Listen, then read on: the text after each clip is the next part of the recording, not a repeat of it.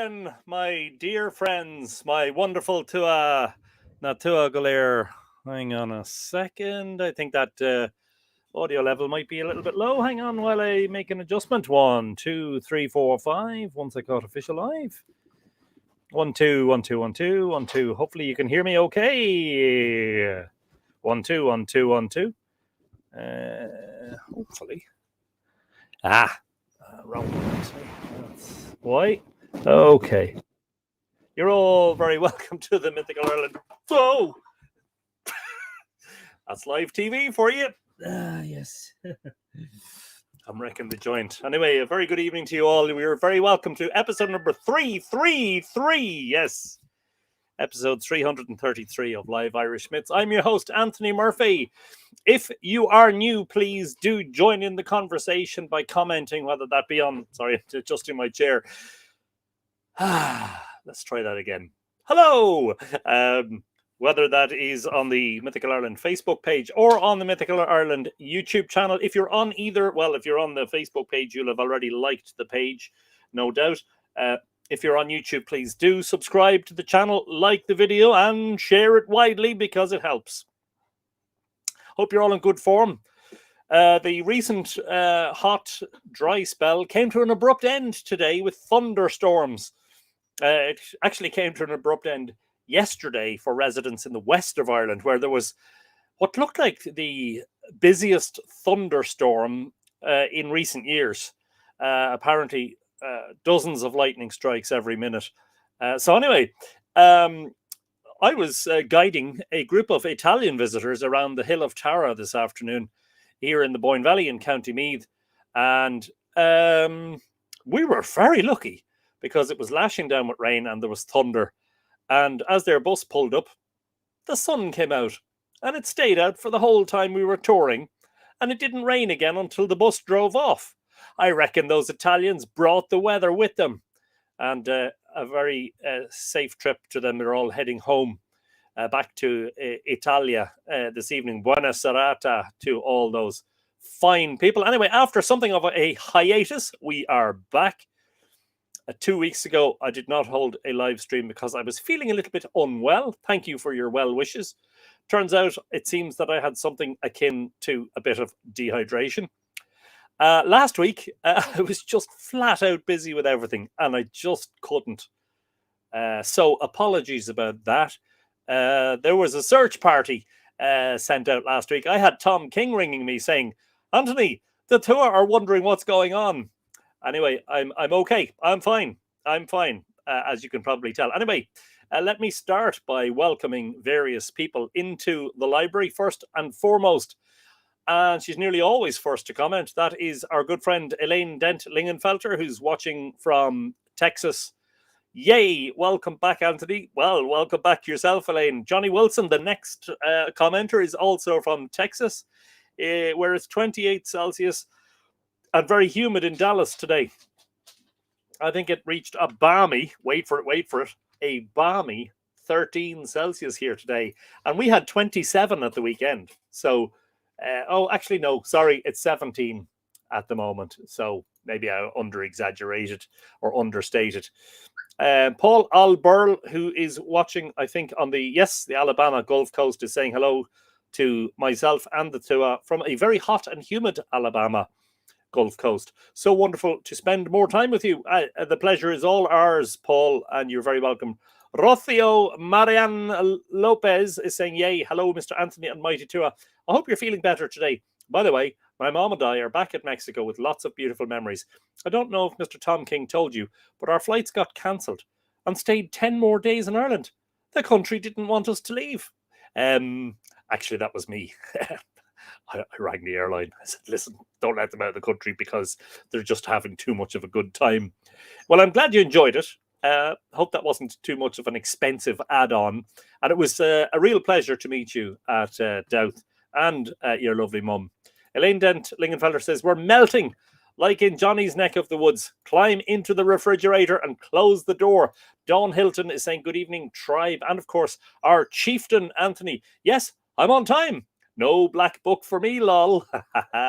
Yes, indeed. Nick Hansen is saying, woohoo, I got home just in time to catch this excellent Brilliant stuff, Nick. You're very, very welcome. Rex Fortenberry says, Rex Q Fortenberry, excuse me, says, greetings, citizens of Turtle Earth, and great to see you, Anthony. It's rather warm and rainy in the Louisiana swamp today. Live Irish mitts forever. Hey, long live live Irish mitts and all that. Rex, great to see you. Joe Butler, Auntie Joe, is saying hello to all of us, and she hopes all are well. Well, I can only speak for myself, but the fact that you are all here makes me feel good. Lily Shambles is saying, and now I'm late, lol. Well, you see, the thing about being late for Live Irish Mitts is just don't announce it, because I probably won't notice, you know, and don't think that's a sneaky way of getting in the black book, because I'm not using the black book anymore. Ever since Tom King got his name put in there, I don't know, everybody took a Figueri. So I've put it away. It's okay, you can be late, because you know what? Life goes on and there's other things that happen. I know, shocking, isn't it? There are other things going on while Live Irish Mitts is broadcasting. Oh, I just noticed number is 333. What are we going to do for 666? I don't know, Lily. All I could say is that will be a beast of an episode. Yes, moving swiftly on. Adina Spark says, afternoon, Anthony, on the two. I hope you're better, Anthony. We've missed you. It's hot. 100 Fahrenheit in New Mexico. Oh, my goodness me. Which is 37.7778. Wow. Hot. The first and only time you will hear me saying that Adina Sparks is hot stuff. Oh, shocking. That's terrible. Michael Pike is saying, yeah, there you are, in fine fettle, it seems. Well, it turns out that a little recharging of the batteries once in a while doesn't do one any harm, Michael. Brian M is saying, Fáilte orm, Kimmer tá shiv Adina Datuaha. I can only answer for myself, Rory, and Tommy Gohanawa. Desiree Riley is saying, yay, we having Mythflix today. Me and Amadeus have missed everyone. Yes, and Mr. Coda is in the background. So no doubt at some point during the episode he will make his presence known, and perhaps Amadeus can do the usual head cocking and try to figure out what part of your property this mysterious dog is in, hiding behind the laptop or the tablet or whatever you're using to watch. Nick Hansen is saying, we've had a super stormy year here in British Columbia. I was woken up at 4 a.m. this morning by thunder shaking my apartment, lol. Do you know what's really funny, Nick? At 3:20 a.m., I was woken by a rumble of thunder here in the Boyne Valley. Mind you, we didn't have a big storm, thankfully. So I was able to get back asleep probably fairly quickly. Leslie O'Neill is saying, good evening, everyone from a still sunny Bettystown. I wonder, did you avoid the showers today, Leslie? There were a few big, heavy ones. Marilyn Whitney is saying, hello, Anthony and the Tua, from Marilyn Whitney, currently in Northampton, England. A very good evening to our friends in Northampton. From all of us, well, from me here in the Boyne Valley in Drogheda, and from all the Tua all around the world. Marilyn, you're very welcome. Hope you enjoy the episode. Can I post on here? I seem to have broked me other chat. Yes, you have successfully posted on here, Lily. Is the answer. Amanda June Haggerty is saying, hello, my move to Ireland is coming so fast, August the 28th. Brilliant. That'll fly around. Sure, look, it's the middle of July already. And sure, the harvest is on. The tractors are pulling trailer loads of grain all around the countryside here. It's a busy time.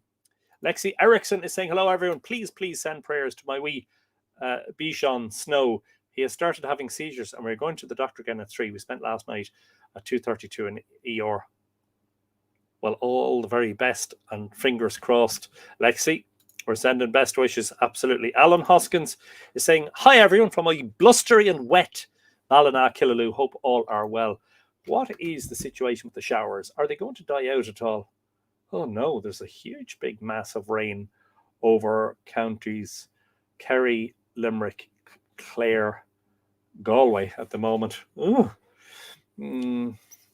Showers or longer spells of rain tonight, turning heavy and thundery at times, especially across western counties with spot flooding. That's what happens when we get a heat wave, you know. Nature makes up for it. Will this one work? Yes, this one works as well, Lily. You'll be delighted to hear. Yes, celebration.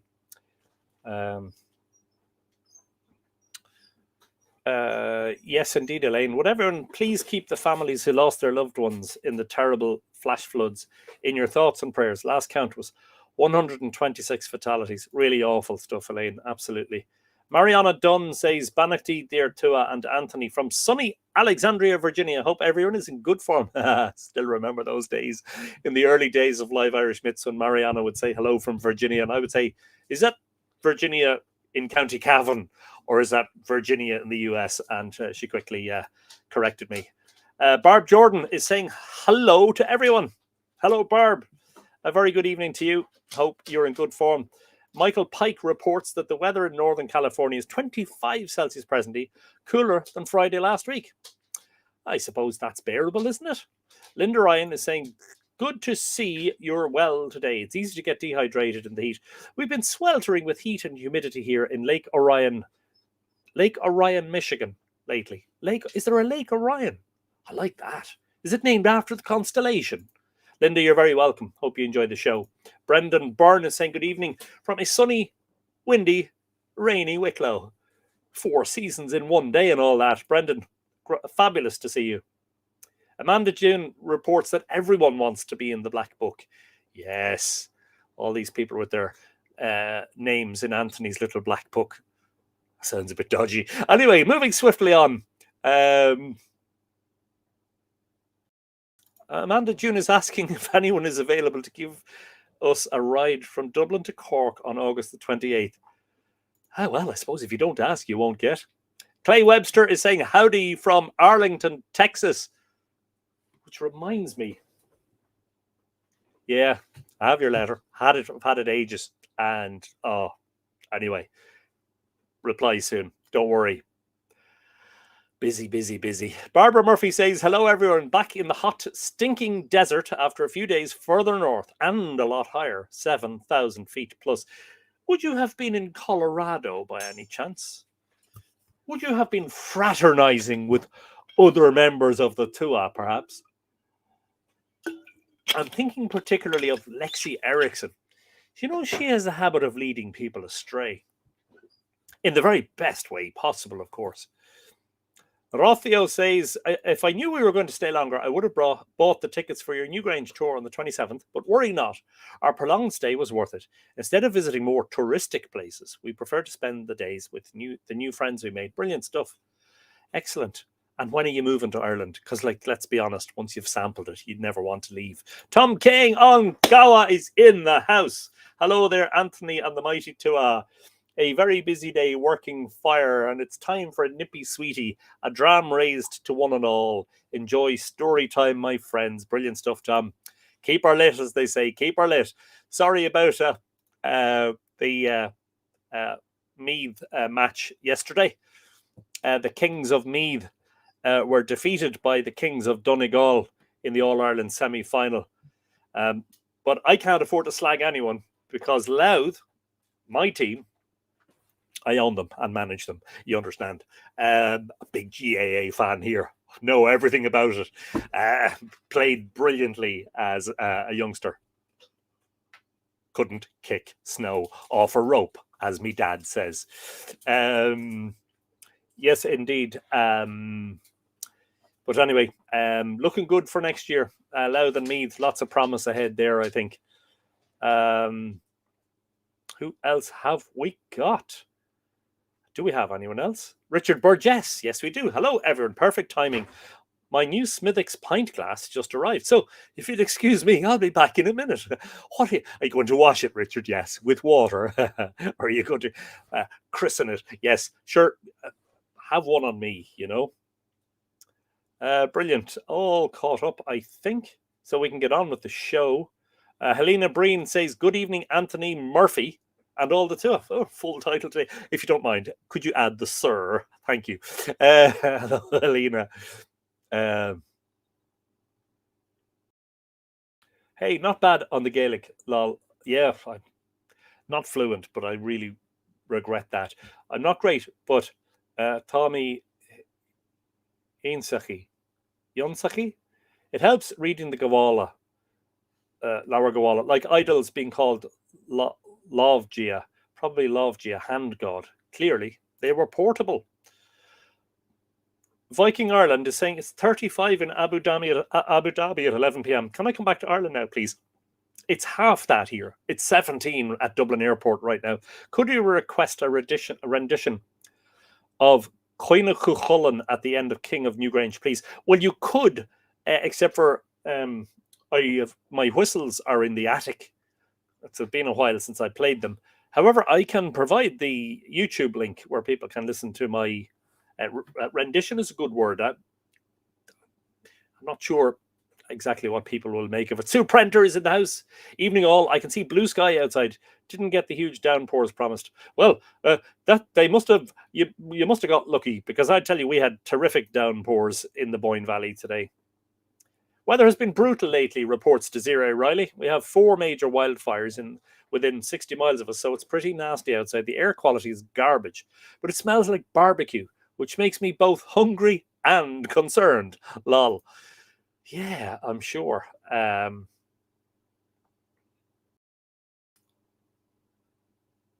Send the extra rain to Arizona, says Barbara, where they badly need it. Deborah Gilbert is in the house, and she reports that it's raining in Connecticut today. Well, it sounds like Connecticut is having a very Irish day. Joe Krause is saying, morning from Melbourne, Australia. Good morning, Joe.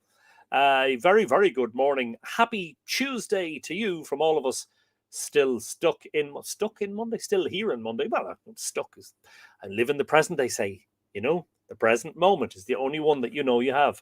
Anyway, great to see you, and thank you for joining us at this very early Australian hour.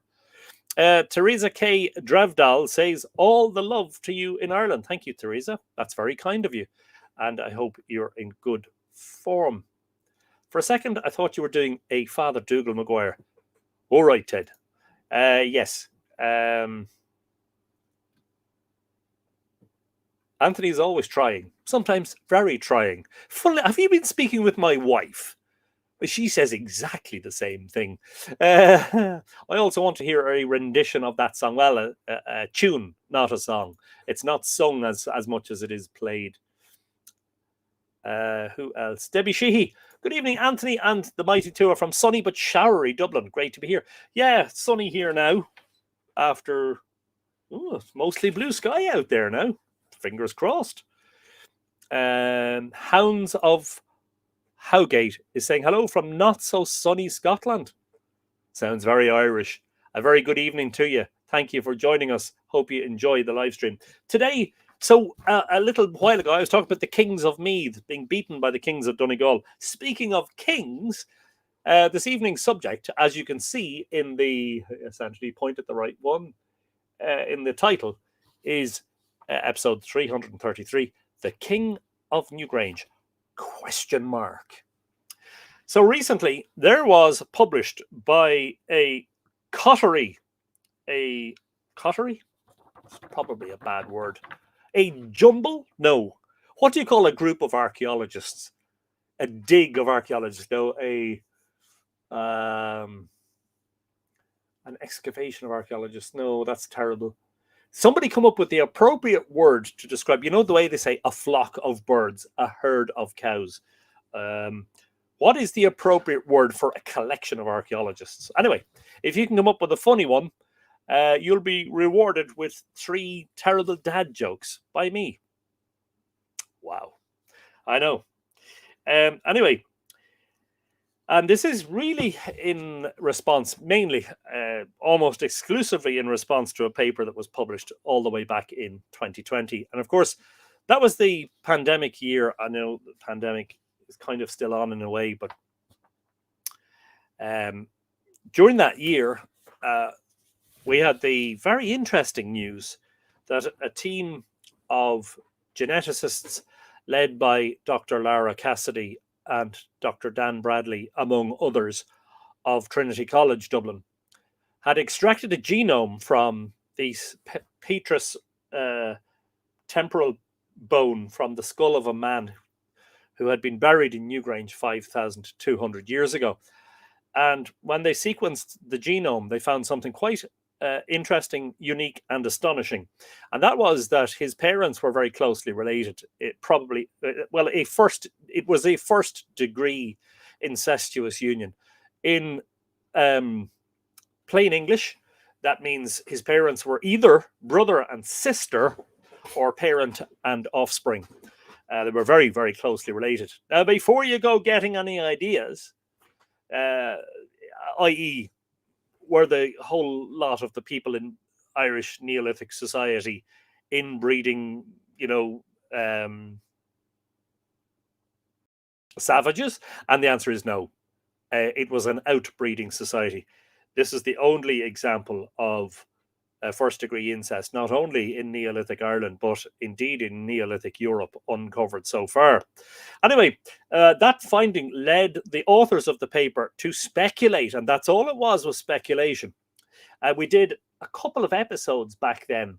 So if you're on the YouTube channel, that's Mythical Ireland YouTube channel, if you search for Newgrange incest, God King, you'll find those episodes. So you can go back, and also that paper can be downloaded from the internet. Now, just to say that tonight's I'm going to read from this paper, and it's called "The King of Newgrange: A Critical Analysis of a Neolithic Petrus Fragment from the Passage Tomb Chamber," and it's published in Antiquity, volume 99, 2025, and it is published by Cambridge University Press on behalf of Antiquity Publications Limited.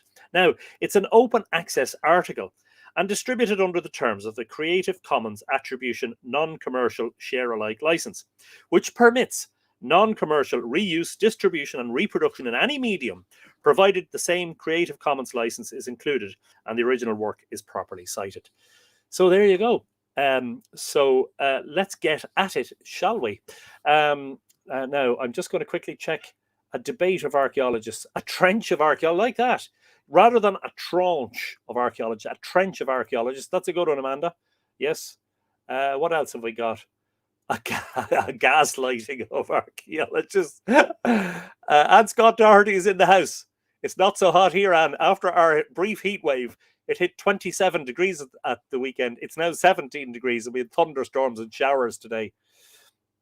Similar to a discovery of witches, says Michael. A bramble of archaeologists, says Marilyn. I like that one. A bramble of archaeologists. Or, as Tom King says, a trowel of archaeologists. I like that too. A quarrel of archaeologists, says Mojo79. I'm not sure we've seen you before, by the way. You're very welcome. And thank you for your comment. A quarrel. I suppose. I mean, they do say, if you put two archaeologists into a room together and lock them in, that after lengthy debate, they'll come up with three opinions. Yes, indeed, a quarrel of archaeologists. A bore of archaeologists, says Lexi. She's speaking personally there, of course. Self-denigration. A discovery of archaeologists, suggests Michael Puck. I like that one too. An archon? Don Hilton goes with the rather, if you don't mind me saying, Don, the rather uninspiring group of archaeologists. Helena Breen suggests gravediggers, gravediggers of archaeologists. Yeah, I know. A dig of archaeologists, says Brendan Byrne.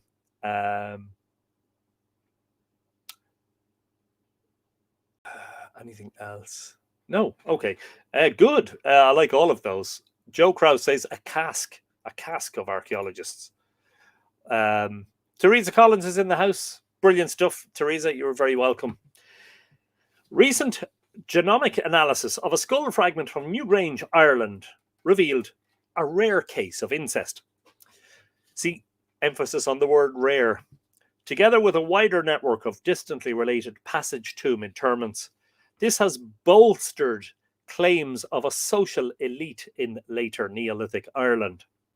Here, the authors evaluate this social evolutionary interpretation, drawing on insecurities in context and the relative rarity of engendered status or resource restrictions in the archaeological record of prehistoric Ireland, to argue that the status of individuals during this period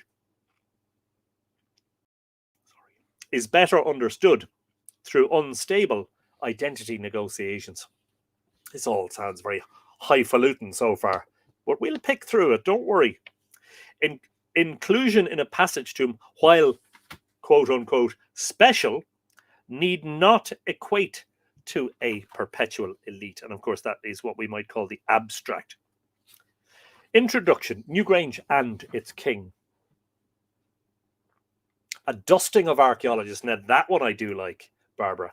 I mean, I like them all, but that's a good one, definitely, yes. A layer of archaeologists, says Richard. I'm going to have to note all these. I definitely like pretty much a chamber of archaeologists, says Sue. And Joe Butler, a group of archaeologists is called a shindig. Yes, indeed, especially when they're looking for leg bones. A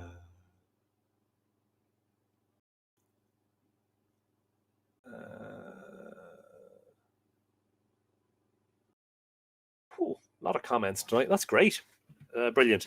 Neolithic Ireland is widely recognised for the extent and scale of its megalithic monuments.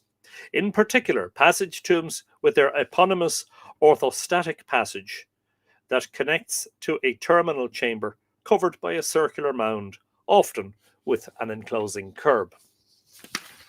Large and imposing passage tombs have garnered attention since early antiquarian incursions. Among these, the mega passage tombs of Newgrange, Knowth and Douth at Brunabonia in Eastern Ireland enjoy the highest international profile, reflected by their 1993 inscription on the UNESCO World Heritage World Heritage List. Indeed. Ivania Lee has joined us. Morena, good morning, good morning. Hope you have recovered from feeling under the weather rundown. Yes, indeed, Ivania, and a very good Tuesday morning to you from all of us in Monday. But there's somebody watching from Australia, so you're in good. There's a group of you there. A group? Two. Does two make a group? I think it does. Does it make a quorum? Well, that's debatable. Anyway, very good morning to you, Ivania. Great to see you, and thanks for joining us. While Newgrange was long considered to be a Bronze Age monument, radiocarbon dates from excavations in the 1960s. I'm going to skip the footnotes or the references and sources in brackets. You can download the paper for yourself if you want to follow those. Radiocarbon dates from excavations in the 1960s demonstrated its construction and primary use in the later Neolithic, circa 3,200 to 3,000 Cal BC. Interpretation of its function has been more enduring. Since rediscovery in 1699, the monument has principally been viewed as either a temple or a sepulchre for a person or persons of high social standing. Thus, it is not surprising that a king and dynastic elite have recently surfaced for Newgrange, represented by an unburnt petrous portion of a temporal, but I used to call that petrous, but I heard an expert saying petrous, and I'm inclined to think that the experts know how these things are pronounced. Represented by an unburnt petrous portion of a temporal bone recovered from inside the tomb chamber and analysed for ancient DNA. And of course, the 2020 paper that I've referenced is also, as I said, available for download, and that is by Cassidy et al. Dated to 33,000. Sorry, no, definitely not 33,000. Sorry. Let me start that sentence again. Can we cut that? Can we edit in the new? Yes, just pick up from there. Okay, take two. Dated to 3,340 to 3,020 Cal BC.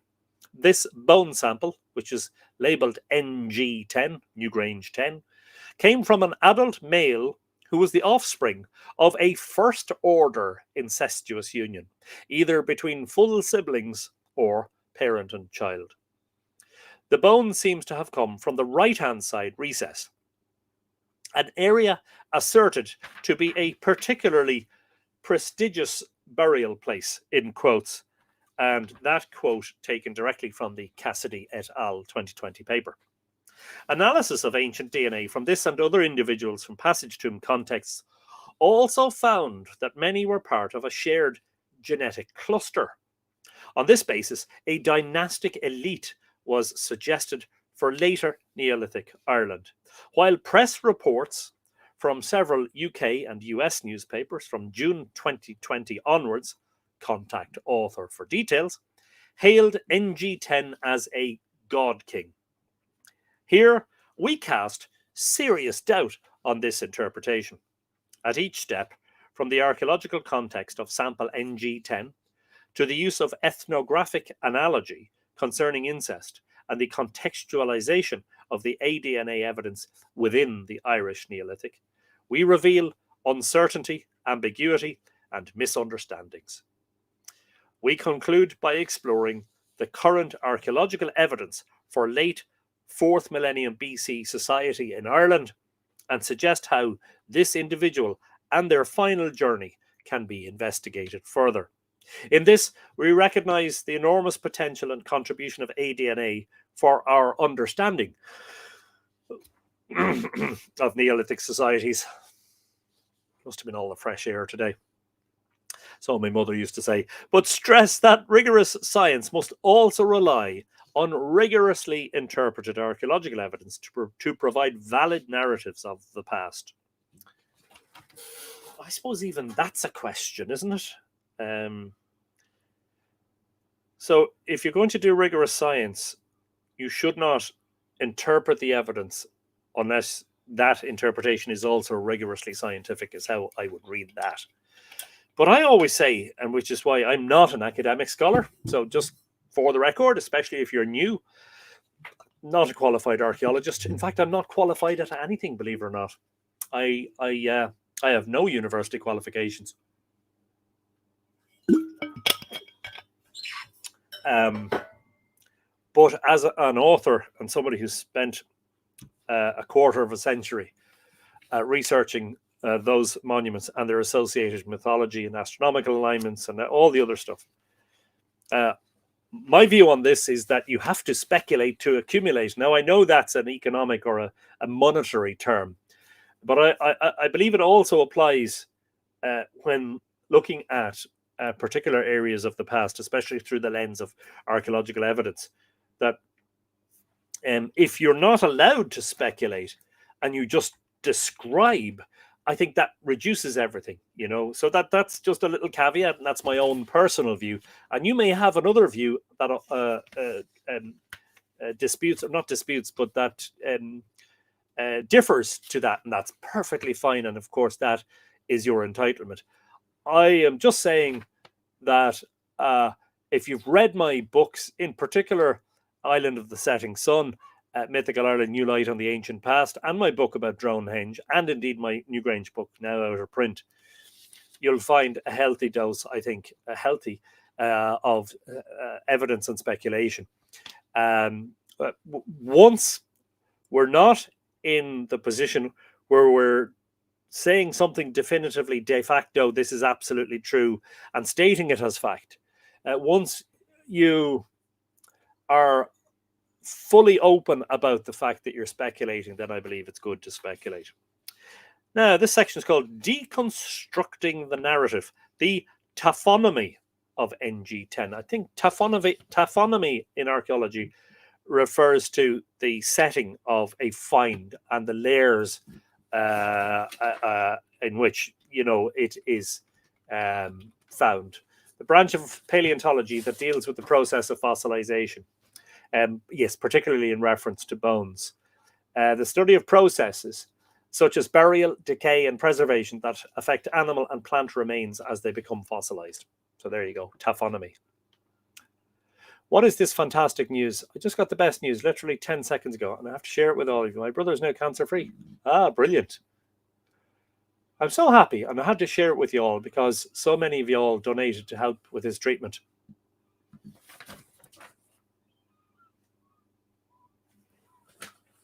Brilliant stuff.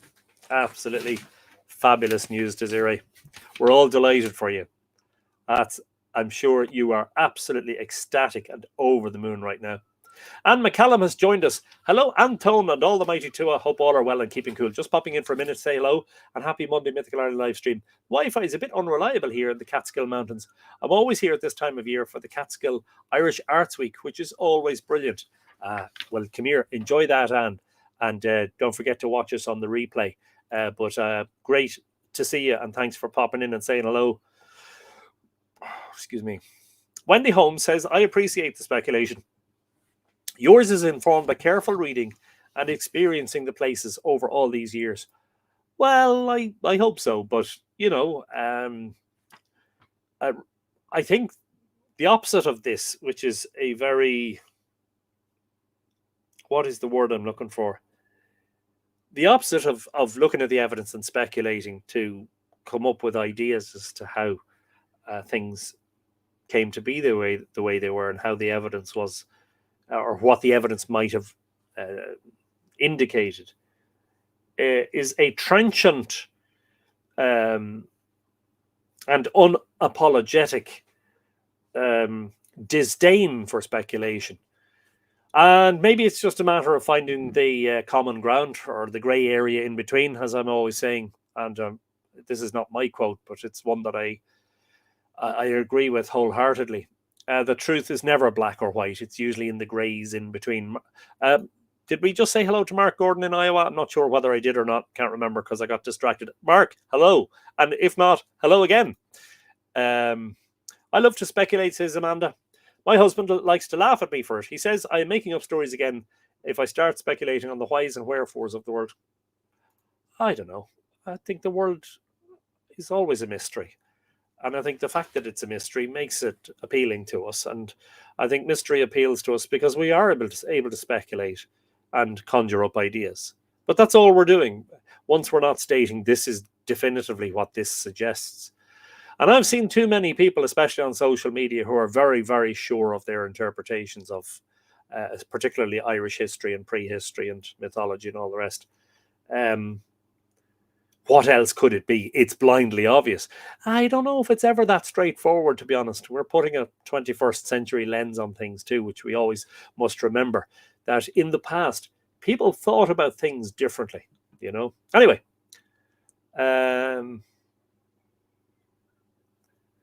Well, Anthony, says Helena, you take into consideration of social life and living lifestyles. Yeah, exactly. Vicky and Evan and Chile are watching. Hello, Evan and Chile. There is your weekly wave. Well, I wasn't here last week or the week before. I know. I'm sorry. But here's a double wave just to make up for it.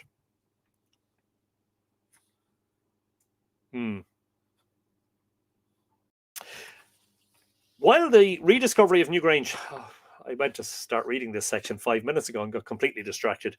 While the discovery of Newgrange in 1699 and the modern excavations conducted in the 1960s are well known, few people are aware that the interior of Newgrange was visited by approximately 30 antiquarians during the 18th and 19th centuries.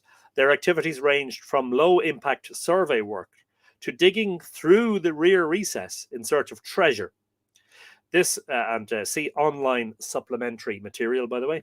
This consistent disturbance has far-reaching implications for interpreting the presence of sample NG10.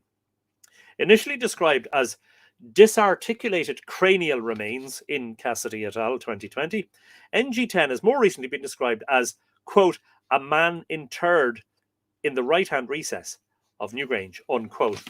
And that's from a paper by Cassidy in 2023.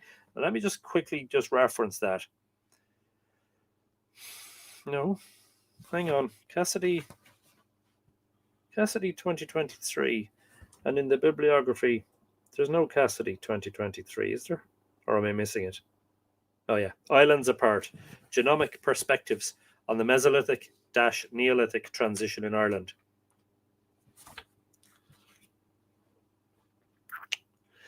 Tacitly suggesting an original intact burial. The idea that the Newgrange chamber originally contained articulated burials relies upon accounts of the rediscovery of the tomb given to antiquarian Thomas Molyneux, Molyneaux,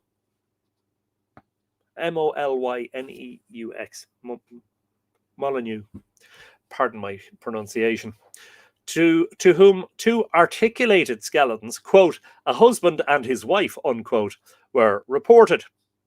This seems to be borne out by the human bone and dental reports compiled after O'Kelly's excavations, which provide a minimum number of individuals of 2 for the unburnt remains.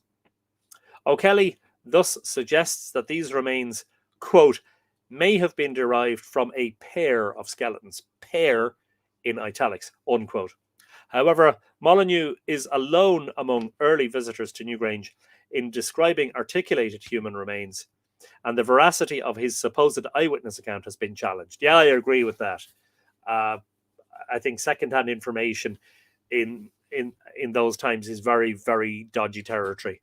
Unless he saw it with his own eyes, somebody reported to him that there was 2 intact skeletons in there, a suggestion that they were husband and wife buried together. I mean, how would you be able to tell that? You know, only the very best modern osteoarchaeologists and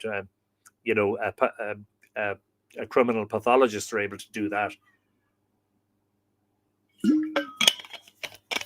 Ola Conrad has joined, watching from Denmark. Good evening to you, Ola, and don't worry about being late.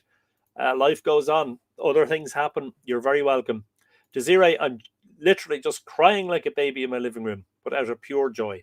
I'm so happy. I can picture that, Desiree, and we are all really, really happy for you. It's brilliant. Wonderful news. Evan is giggling and double waving back. Brilliant stuff. Tuesday Thompson is saying Happy Mythology Monday. Yeah, there are a couple of Tuesdayers watching from Australia and New Zealand, which is brilliant to see. No, Mr. Anthony says, Rothio, I think what people needs, even scholars, is to have the interest and love about the topic and all the things related to it they're investigating and spending their time and effort. Most people need to be observant and open to new information and discoveries, especially in the fields you're interested in. We need to keep our feel of wonder, to keep learning about ourselves and humanity. Yeah, I agree with that. Like the idea of the feeling of wonder. Sorry, I'm tired now. The feeling of wonder. However, at the same time, I do understand that scientists are scientists and they have to look at the evidence, and what does the evidence definitely tell us, and what can we speculate that it tells us, and what has been speculated about the evidence that is on shaky ground. You know, I kind of understand that too. You know, I just don't like this blanket, you know, thou shalt not interpret. It sounds a bit like a commandment, you know.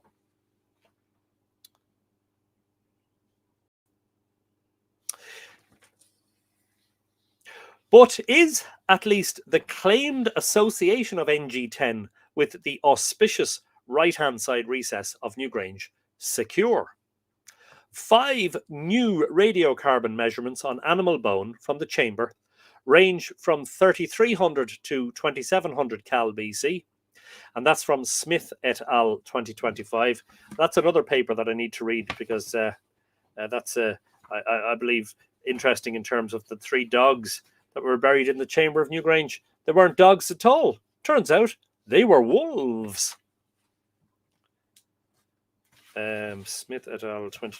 So Jessica Smith is very busy at the moment, authoring a lot of work. Of course, she's studying the bones of fornix as well.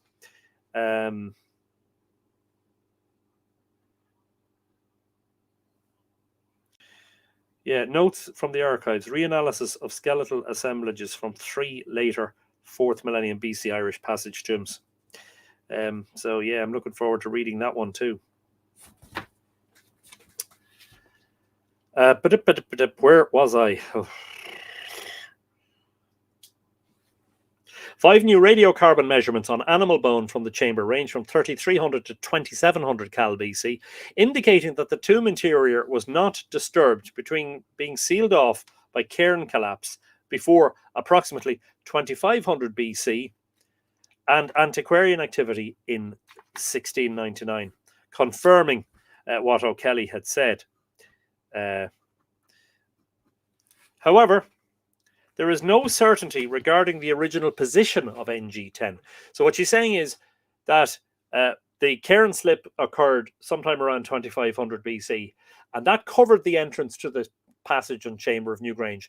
And that she's confirming what O'Kelly said and what others have said, that that passage was unknown then, unexplored, unentered by humans from about 2500 BC until 1699 AD. and a quick 2,500 plus 1,700 is 4,200, 4,109 years. So that's a long time. Newgrange was basically sealed off. However, there's no certainty regarding the original position of NG10, as the, quote, old soil surface within the chamber was, quote unquote, much disturbed by animal burrows. And that's quoted from O'Kelly's own book about Newgrange, published in 1982. Now, just in case you're joining this live stream and you've no idea who I'm talking about, I am referring, of course, to Professor Michael J. O'Kelly, who was the chief archaeologist responsible for the excavations of Newgrange from 1962 until 1975. The looser brown earth above this surface contained small broken stones, burnt and unburnt bone, and 18 concentrations or lots of commingled human and animal bone. Lot 10 included the human left petrous portion, labelled 10D, during excavation, and as NG10 during a DNA analysis. And of course, that's Cassidy et al. 2020. Overall, the human remains from this looser brown earth layer represented at least 5 individuals, unburnt bones from at least 2 adults, and burnt remains from 3 or more skeletons. And discussion of their precise context is contradictory. Most of the bone lots were adjacent either to the right or left recess, and thus associated with these recesses. That's from O'Kelly, 1982. But bone fragments had also been widely scattered and intermingled by both human and animal activity, and that again is reported by O'Kelly in his 1982 book. The context of excavation within Newgrange therefore cannot be assumed to be the context of deposition, and there is no evidence that fully articulated bodies were interred. Indeed, it is extremely unlikely given prevailing Irish Neolithic mortuary practices. In plain English, folks, the bones of the dead, whether cremated or unburnt, were smashed into smaller pieces by somebody, and when they're interred within the chambers of Neolithic passage tombs, they are very, very fragmented and small pieces of bone. Except for in the late Neolithic, or the later period of the Neolithic, there was a tendency in some cases to bury complete skulls and some long bones. A substantial amount of modern osteological reanalysis and archaeological reinterpretation of Irish megalithic tombs now indicates that multi-stage activities, brackets, excarnation, that means getting rid of the flesh, dismemberment, disarticulation. If you don't know what that means, an articulated skeleton is one that is found in a grave where you know all the bones are still, as it were, connected or close to each other in the way that they were connected when the person was buried. Disarticulated means all the bones are separated and in a bit of a jumble. What was the fourth one? And cremation. So we've excarnation, dismemberment, disarticulation, and cremation. Were conducted at many locations. Whole and fragmented bones of some individuals were eventually deposited within and around tombs. Articulated bodies have been recorded in or inferred from only a few instances. For example, at Parknabinia Court Tomb and perhaps Poulnabrone Portal Tomb. I think they're both. I know Poulnabrone is in County Clare. I think Parknabinia is in County Clare as well as the cave burials at Anna, Annagh, and within a few Linkardstown type tombs. Passage tombs, with their generally large and commingled burial deposits, have seen much recent work, and there's several papers quoted there, and clear patterns are emerging. Billy is asking, wasn't Newgrange built long before the burials began? Well, no. So just let's retrace our steps a little bit here, Billy, just for a moment.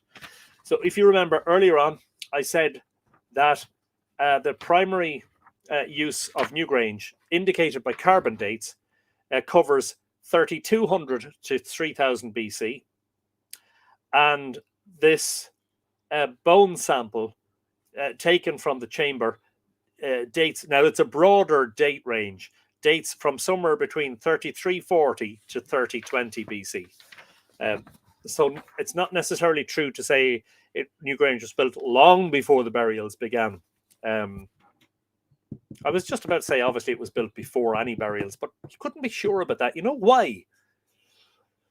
Because the basin stones in the right-hand recess were too big to have been moved in there after construction. They have to have been there in place with the chamber being built around it. Who's to say that there weren't cremated bones in that when they began the construction? I don't know. But no, it's not true to say that Newgrange was built long before the burials began. But because of the generally broad range of carbon dating, it's generally plus or minus a century or a century and a half. It's difficult to pinpoint. We can't say, and I'm not being facetious, Billy, this is just me and my humour.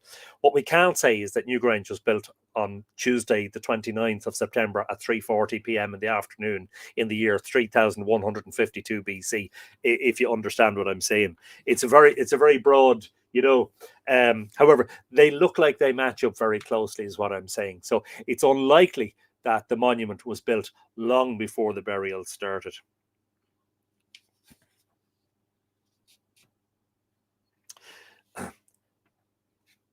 Cremation, a key feature of the Irish Neolithic, was the dominant mortuary practice. But cremated deposits occur alongside the unburnt, disarticulated bones of adults and children, particularly skulls and long bones. And programs of radiocarbon dating show that deposits were added to over time. That's very important. For reasons that, to be honest, if I went into in detail now, this episode would go on for several hours. But remind me to come back to that in a future episode. It relates particularly to fornocks, which you may know I've written and published the only book about fornocks. By the way, you can get copies of that, signed copies, on my website. That's mythicalireland.com. Just in case you're new and you're interested in finding out about the fascinating Neolithic monument of fornocks, located just 9 miles from Newgrange, on the axis of winter solstice from Newgrange. Anyway, I will proceed because I could get very distracted here and go down a very deep rabbit hole, but I won't because I've more to read. Crucially, no articulated human remains have yet been reported from passage tomb contexts. And again, that is nota bene. That's very important. No complete skeletons, in other words. Indeed, the frequency of fragmentation and rearrangement of human remains in passage tombs suggests that maintaining and remembering specific individuals after death was not socially valued within this particular context. In other words, if for instance, in different passage tombs, if somebody was of particular importance, the idea being explored here, if I understand what Smith et al. Are trying to say, is that surely that person's bones would be treated differently and kept apart from the rest of the community and interred separately. Maybe not.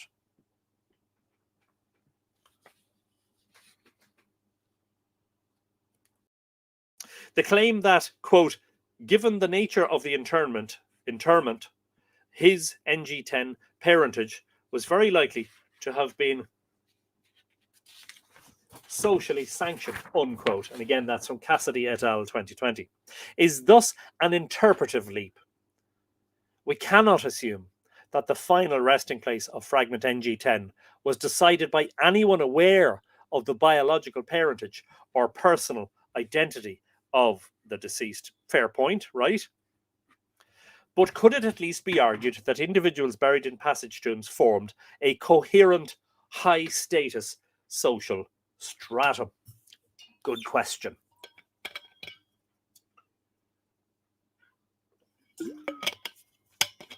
Newgrange as princely tomb.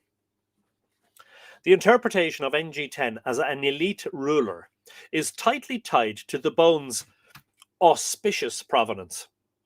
This quality of auspiciousness appears to rest on the view that passage tombs were scenes of selective deposition based on contemporary socio-economic categories of status, that is, by so-called elites. Yet, access to or deposition within monumental tombs need not imply a dynastic hierarchy. 2 points can be made here. First, several tomb types were built and or used concurrently in Neolithic Ireland.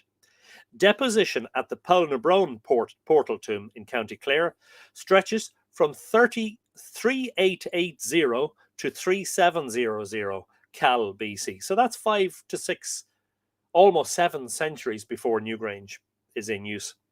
To the mid-2nd millennium BC. Wow.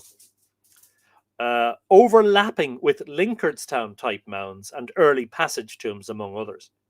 While the construction and primary use of developed passage tombs are now well established at circa 3300 to 3000 Cal BC, we cannot confidently pronounce on selection criteria for inclusion into any category of tomb without substantially larger samples from other tomb types.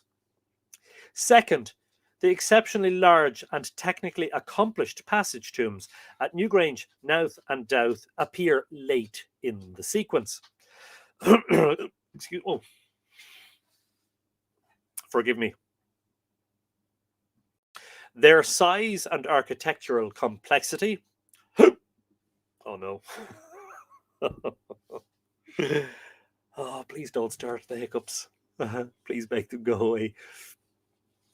Their size and architectural complexity, which required high labour inputs, have been read as proxies for political hierarchy, with an implicit expectation of neat evolutionary sequences from simple/egalitarian to complex/hierarchical. The assumption is that only a stratified society could marshal this labour. Yet, simple labour estimates for monument construction are not informative without chronological constraints and may frequently be overestimated. Now, I've spoken about this quite a lot lately when I'm doing my tours here at Newgrange and in the Boyne Valley at Newgrange Farm.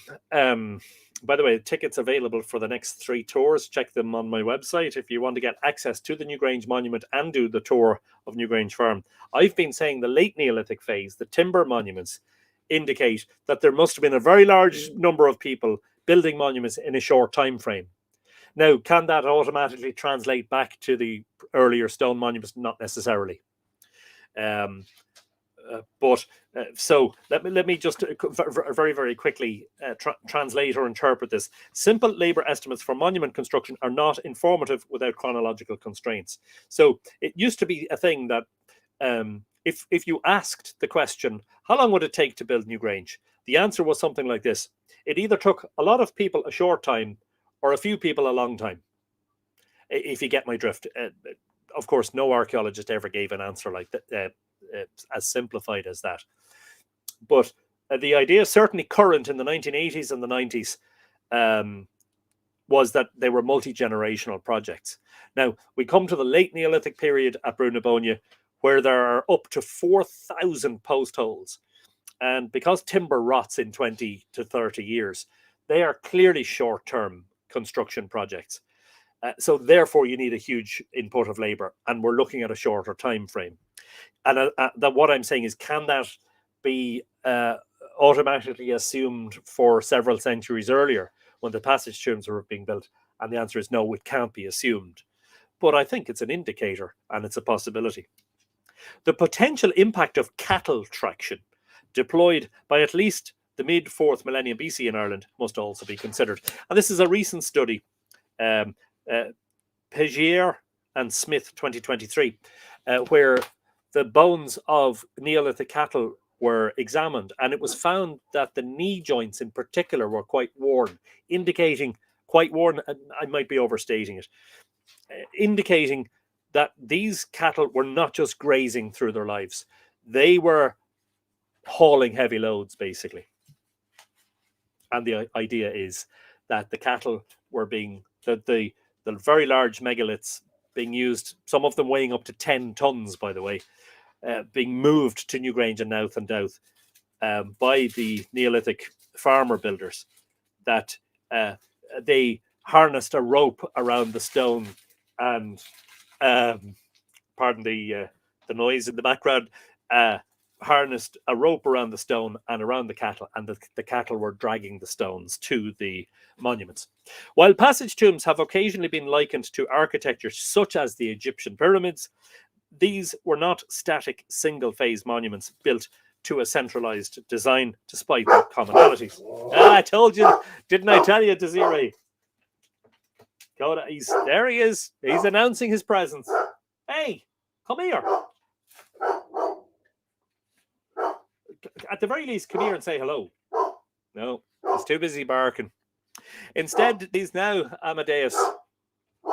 I can see you looking at the screen right now going, whoo, whoo, and looking around the back of the computer going, where's that barking coming from? And digging up plants in the yard. What? Come here. Come here. Come here. There's no chance of you getting up. Come on. Come on. Oh. His ears made the briefest of appearances. Now, come here, listen. I'm doing the reading, right? You can't read as well. Oh, now he wants me to rub him for the whole rest of the episode. Well, passages have blah, blah, blah, blah, blah, blah, blah. Yes. Indeed, these monuments emerged through repeated habitual actions that selectively reproduced aspects of other passage tombs. Late 20th century excavations at Newgrange and Louth have demonstrated that these sites were constructed in multiple episodes over many generations, with sporadic peaks of high input.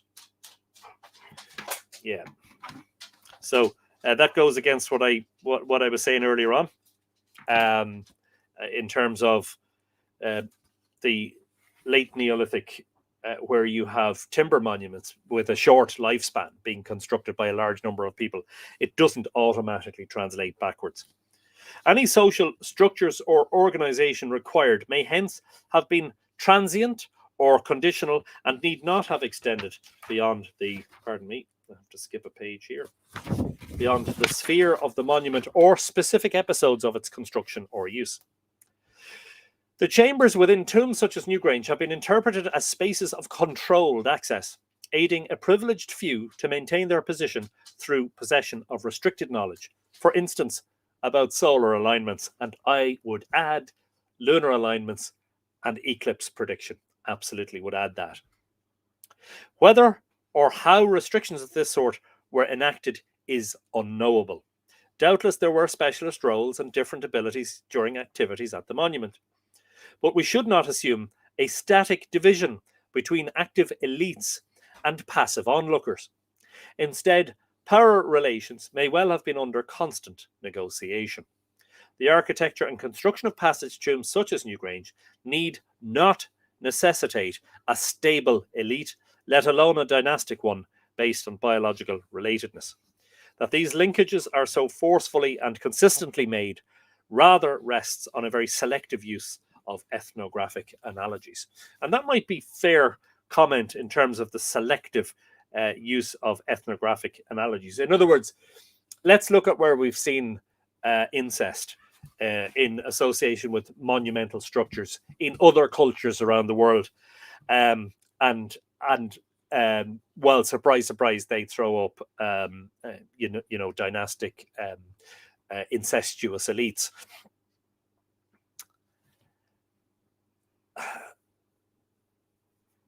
I suppose the point here is the evidence cannot tell us that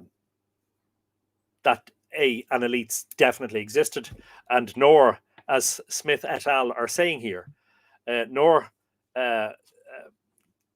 can we know from the archaeological material evidence how restrictions to Newgrange might have been enacted. And it's funny because it cannot be assumed to be evidence, I know, because it doesn't have material form. But lost in this discussion completely are the myths and legends of Newgrange, and those that mention specifically king deities and incest. And that was one of the things I liked about the Cassidy et al. Paper, is here were 21st century genetic scientists referencing mythology pertaining to the Brunabonia monuments that had been written down in the Middle Ages. A lot of comments. Rothio is curious about Coda's breed. Coda is a German Shepherd crossed with Black Lab, and a beautiful symmetrical colouring of brown and black. If you'd come up properly, they could see you, but you're too big. See, you know, yeah. Anyway,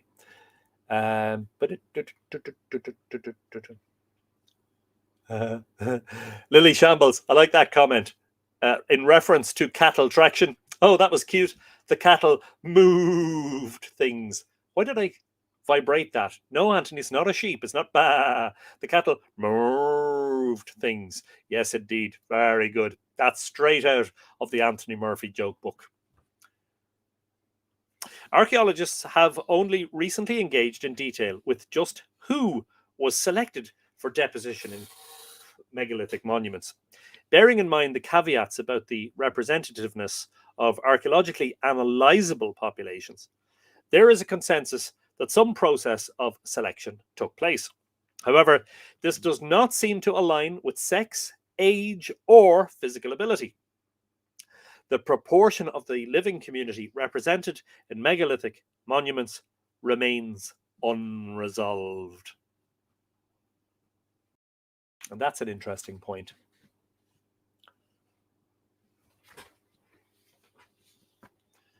Regardless, the identification of special treatment for some people is often automatically equated with high status. Oh my God, this is very long. I think there's going to be an episode 2, folks.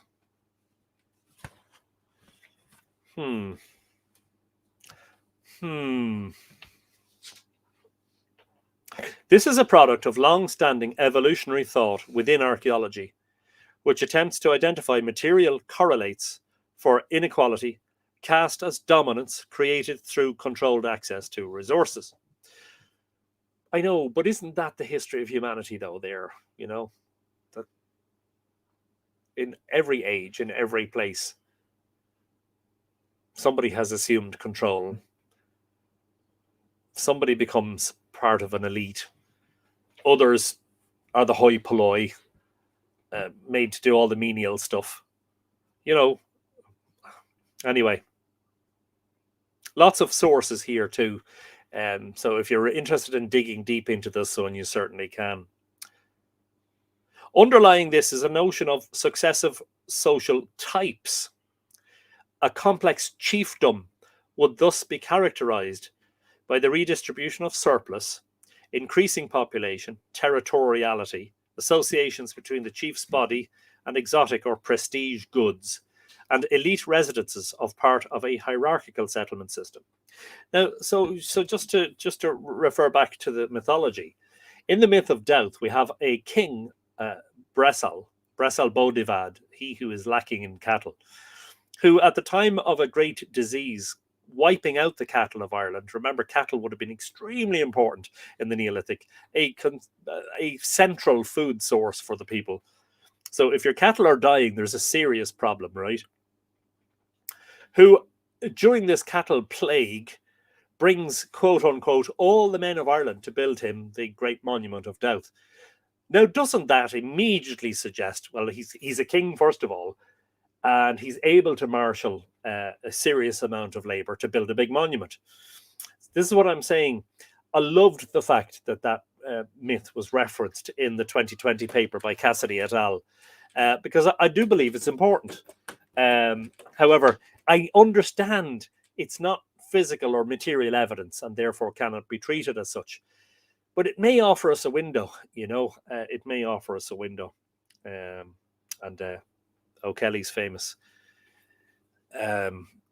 suggestion that some of the myths offered a window into the prehistory of Ireland. I don't know. There's just so much that's uncertain, I suppose. And that's what I said much earlier on. It's when you begin to state things with degrees of certainty that you basically begin to sound like something of a charlatan. Now, I used that word before in a blog post and got very, very heavily criticized for it. And I think the context of it was misunderstood at the time. But what I'm saying is, just to be very, very clear, is if you've got somebody on the internet or on social media, especially somebody who does not have either the relevant qualifications or the relevant experience, or has spent half their lifetime reading and exploring this stuff, if you've got them stating with, a high degree of certainty that this plus this means this, I'm always just urging caution around that.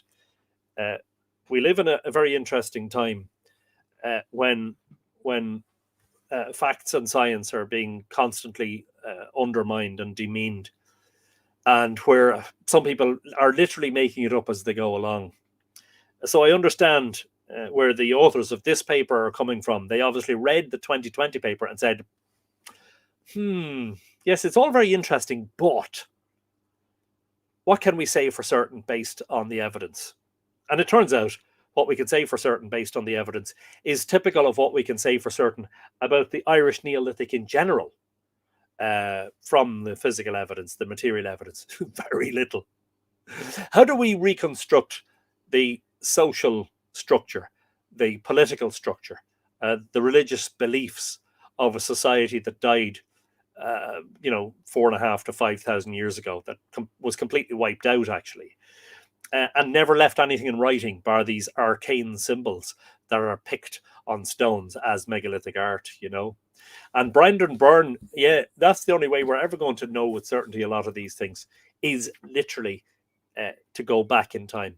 If we ever manage to successfully build a DeLorean and bring it up to, 88 miles an hour, and whiz back in time and actually ask the builders the questions. Of course, we'd have to speak Proto-Indo-European if we were to do that.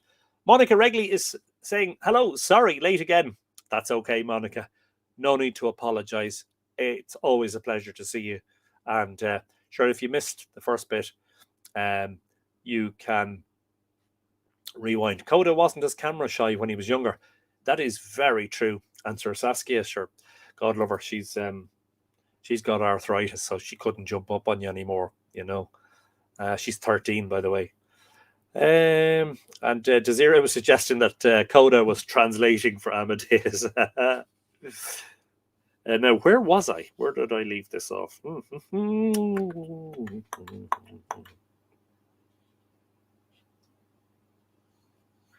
In addition, numerous ethnographic and archaeological studies show that monumental construction is compatible with various forms of social structure and not unique to hierarchical societies, let alone stable and hereditary ones. Crumley's 1995 concept of heterarchy recognizes that power can be held in separate institutions and multiple spheres of life. Individuals, households, communities, and kin groups may be involved in simultaneous vertical, hierarchical, and lateral, heterarchical relationships. Power structures and hierarchies may emerge from the process of constructing monuments, but were not required at the outset. Even then, it is far from clear how stable such social positions were in other areas of social life. And over time, sorry, I read that wrong. Even then, it is far from clear how stable such social positions were in other areas of social life and over time.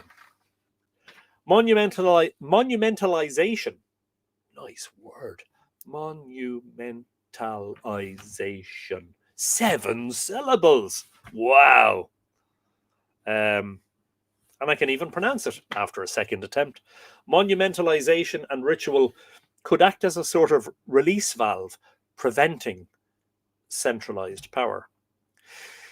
In line with indigenous North American practices, Sanger, is that a French name? Sanger, Sanger, sees the elaborate earthworks at Poverty Point, a World Heritage Site in Louisiana. There you go, Rex.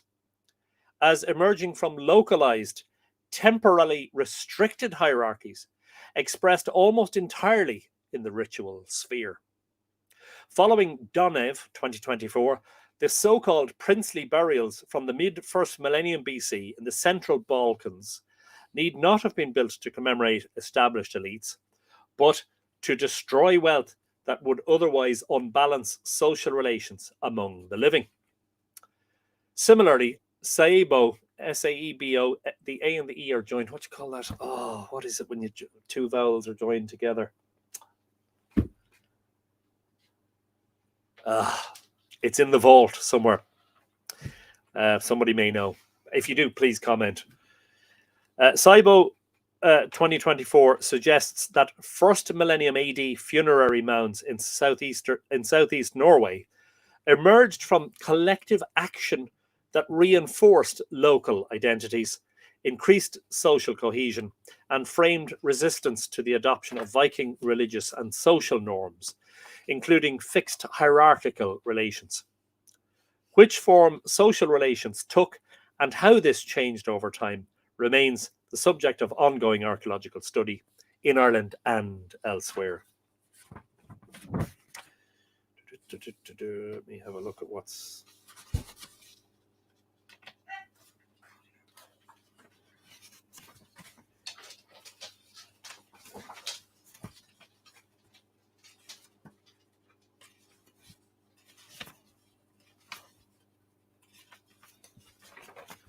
Yeah, so I make that about halfway, and I think there's just far too much else to go on this evening. But the good news is that means there'll be a second part to this episode next week, or, you know, I was going to say if I can manage to do a live stream between now and then, but this week's very, very busy with other things, so maybe not. But anyway, let's don't worry, we're not finished, and I'm not leaving the subject, but I'm stopping reading for this one because it's something we can come back to. But let's have a bit of discussion. Anybody got any comments or questions or points to raise around what we've been discussing already? Paul Byrne.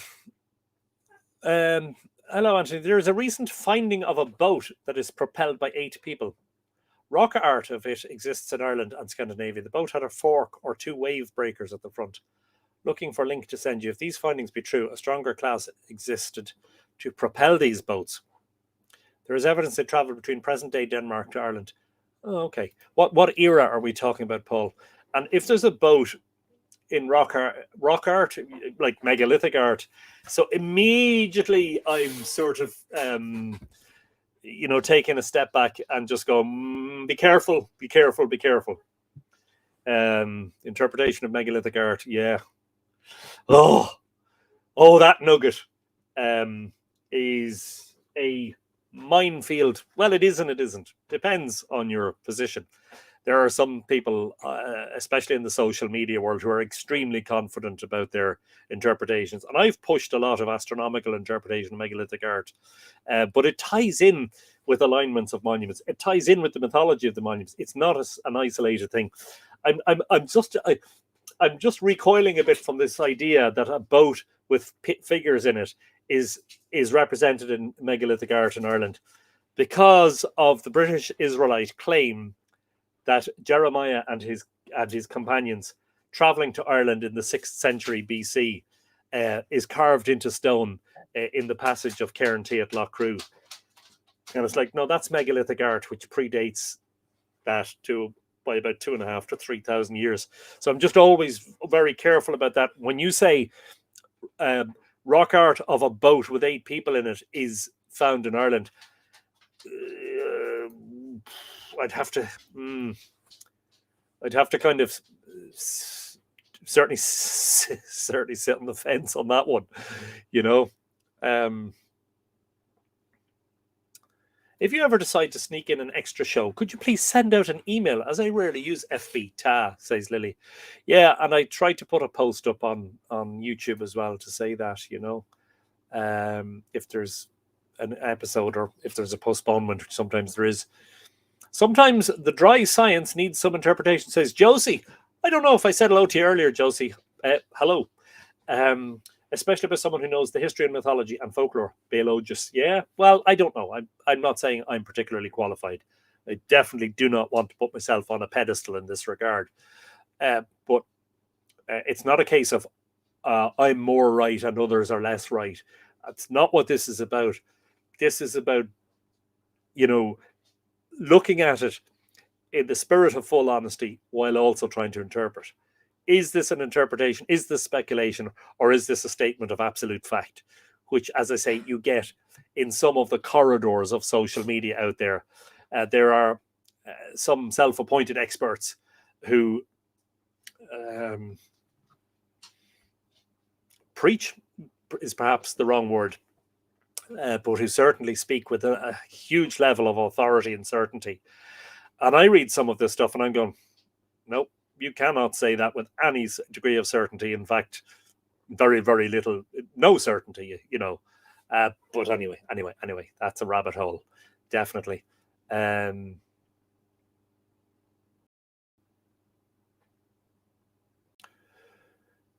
Monica is going on an archaeological trail in North Sweden this week. Brilliant. And what era shall you be looking into? And that is true, Tuesday Thompson. DeLoreans were built in Ireland. Well, actually, Northern Ireland, but on the island of Ireland, yes. What else are we looking? Billy is saying, I love how the professionals think they know everything, including what tools are used for. And then when someone wanders out and talks to the locals, it's totally different. Yeah. Imagine if we could go back in time only to find out everything we had supposed was wrong. A distinct possibility. But one should look at a spread of all possibilities through history. Couldn't agree more, Helena.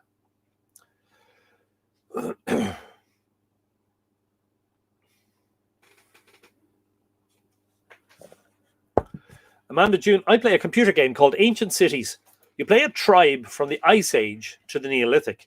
Between trying to survive and trying to build monuments, you do stop and start a bit. So I agree with Smith et al. In their sort of broad approach to this, that it's very difficult to reconstruct with any certainty and with any firmness the social, political and religious structure of a long vanished society based on only their monuments and their bones and the things they bury with their dead and the megalithic art and the astronomical alignments. However, the antithesis of that, well, not the antithesis, but the extreme of that, the antithesis of that is the modern so-called scholars who are making all sorts of wild and wonderful claims about the past based on very little evidence. But the extreme of that is to basically just describe and not interpret at all. Yeah. And that, folks, believe it or not, is the whole reason that Mythical Ireland exists. New light on the ancient past. It does what it says on the tin. Goes where the scholars and specialists and scientists perhaps haven't gone or refused to go. And yeah, sometimes, yeah, I've changed my mind about things over the years. The more I read and the more evidence becomes available. I used to think Newgrange, I suggested as much in my Newgrange book, that Newgrange, I thought, was built by a wholly egalitarian society. And in the light of Smith, in the Cassidy et al. 2020. I am inclined to change my views to a degree. You know, I used to think that uh, I didn't like the term that was applied to these monuments: tomb, tomb, tomb, tomb, tomb, necropolis, necropolis, city of the dead. You know, and I still don't like it because it almost negates the celebration of life, which for me is very evident by the henges, because the henges, it would appear, and I believe they're mentioned in mythology. See several of my books for more. That they were great gathering places. And, you know, I still hear some people describing Brunabonia as a necropolis and as a city of the dead.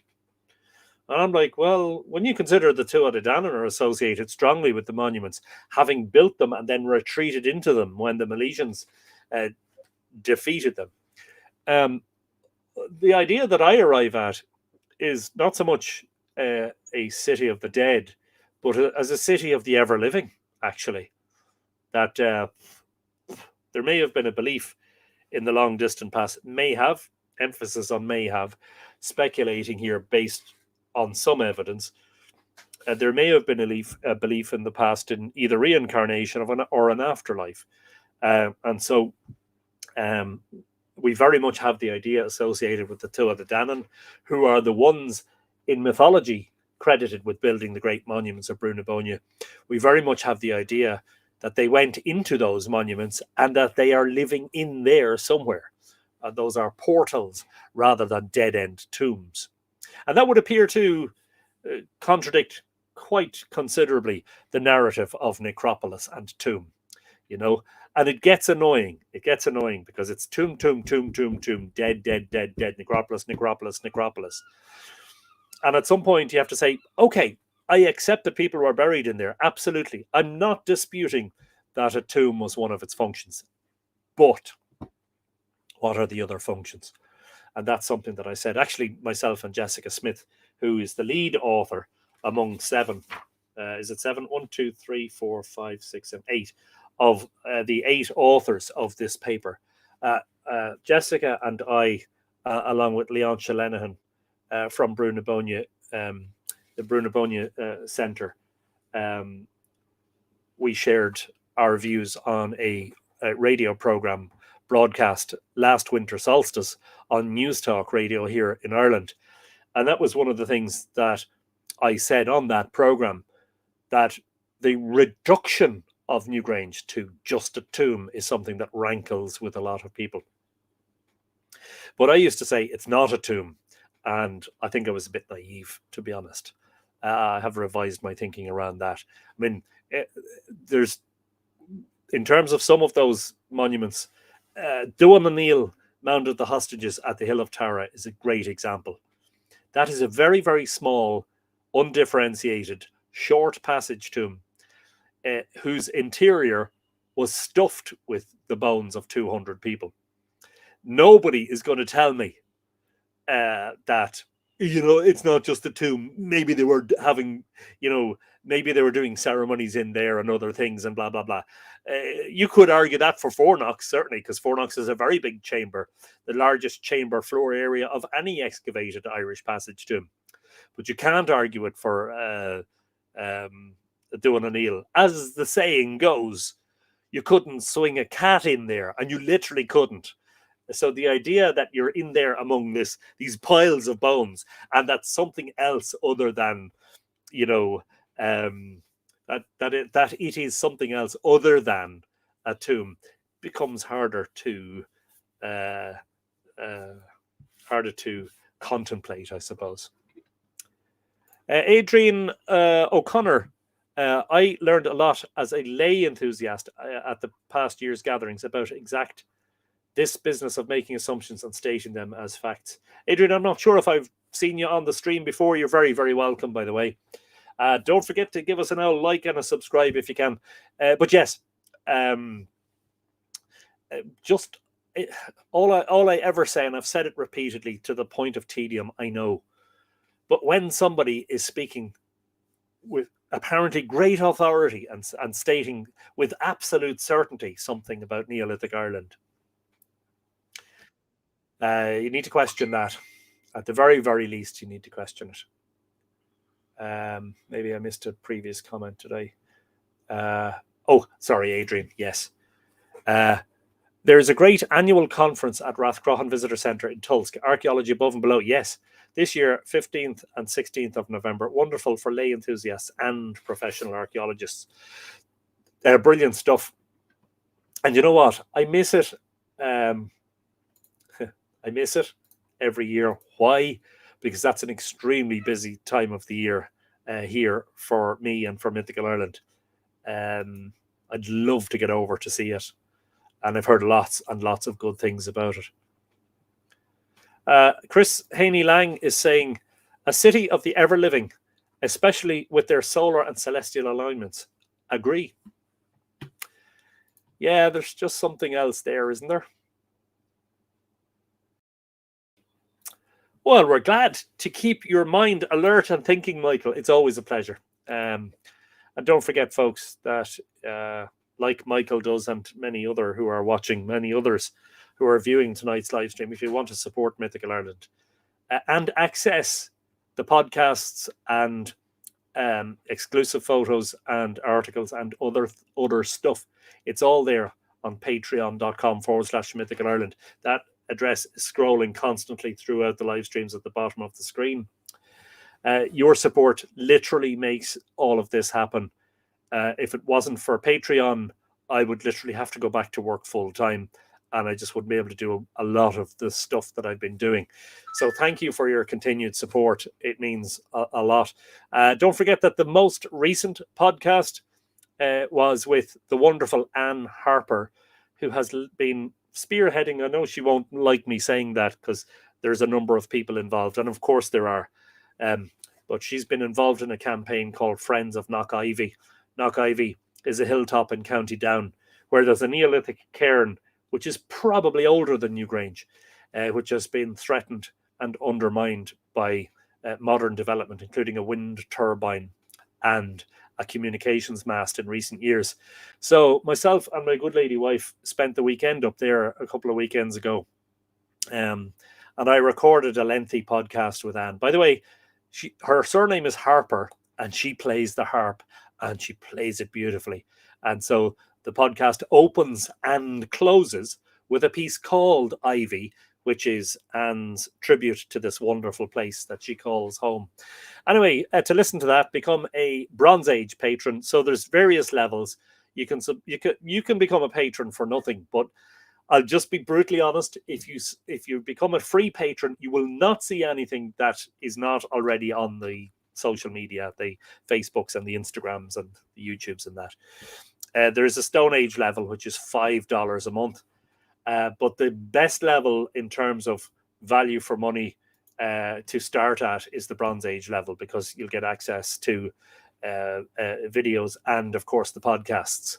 And with your support, the aim is to continue to do the podcasts, which have been very popular. Anyway, let me just see. Marilyn, you're very welcome. I tried to find you last week and I'm frustrated.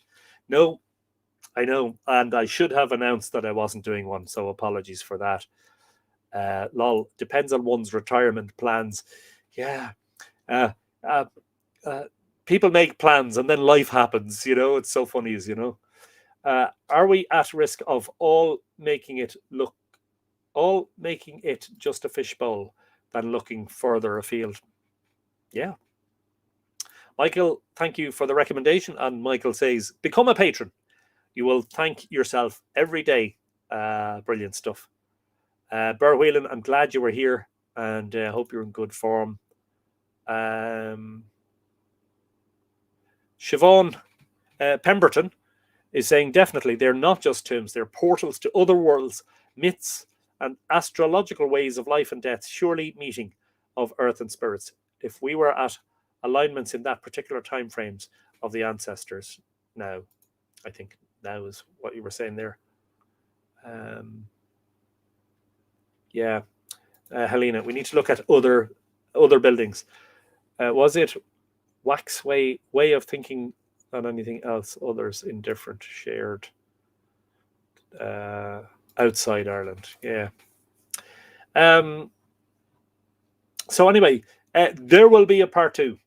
So this is episode 333, the King of Newgrange. So the next one will be 334, the King of Newgrange part 2. So please do tune in. Apologies for my absence for a couple of weeks. Kind of good to know that I was missed, to be honest. Fair number of people reaching out to check if I was okay.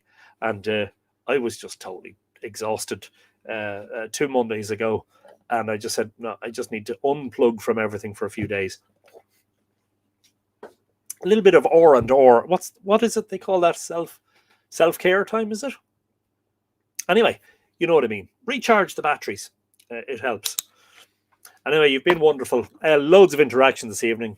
So fabulous to see so many of you from such far-reaching parts of the planet.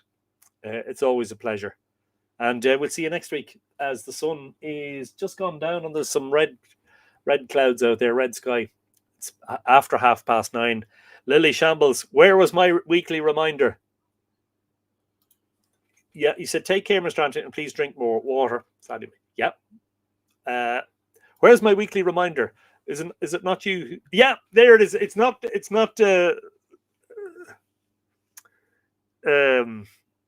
Sorry, I'm after getting totally confused. Not Lily. It's Tuesday Thompson. Remember the bins. Yes, indeed. Black bins today. Thank you, Tuesday, for the reminder. Anyway, have a great one. Don't forget. Oh yeah. There's a joint tour of Ishnok. So we held that on. That was the May bank holiday, wasn't it? Or was the June? No, it was the June bank holiday. Myself and Simon Chute of Monumental Ireland, we're doing another joint tour at Ishnok. And that's on bank holiday Monday, the 4th of August at 12 noon. Tickets only available on the Mythical Ireland website. So if you go to mythicalireland.com or mythicalireland.ie and go to the tours page, you will find the tickets there. I would love to see some of you there. Those who have been on the tours before have thoroughly enjoyed them. And that's called Lunasa on the Hill of Ishnok, a walk and talk tour exploring the mythical origins of Lu and the Festival of Lunasa, of course, with a particular emphasis on Ishnok. I'm going to paste the link where you can go directly to book your tickets. If you're in Ireland or you're going to be in Ireland on the first week of August, we would love to see you at the Hill of Ishnok. And Simon and myself, as I said, have already had the pleasure of leading 2 joint tours of Ishnok. And yeah, on a lovely day, it's a fabulous place, as many of you will already know, associated, of course, with the annual Bealtaine fire, which has been reinstituted in recent years through their annual fire festival, which is held in early May of every year. Yeah, so I'd love to see some of you there. And don't forget to keep an eye on the tours page and to keep informed about tours and everything else Mythical Ireland related. One thing that you can do that's absolutely free is subscribe to the Mythical Ireland email newsletter. And at the moment, there's kind of like one email every fortnight or something like that. So you will not be inundated with lots of spam. But to do so, sign on every page of the website, but I've shared a link where you can go directly to become a Mythical Ireland insider. On every page of the Mythical Ireland website, there's a form saying become a Mythical Ireland insider. And there's a little box and it just says email and there's an arrow. Put in your email address, click the arrow, and you should get an email. You have to just click that you're confirming that you want to subscribe to the email newsletter. And that's how, apart from these live streams, that's how you keep up to date with what's going on in the world of Mythical Ireland. And don't forget to do what Lily is saying, like and subscribe. Thanks a million. Spread the word, and we'll see you all next week. All that remains for me to do at this point in time is to say Ichawa Kolosov, Slán go fóil agus tó go bogé. And that last one It's very important. Take it easy.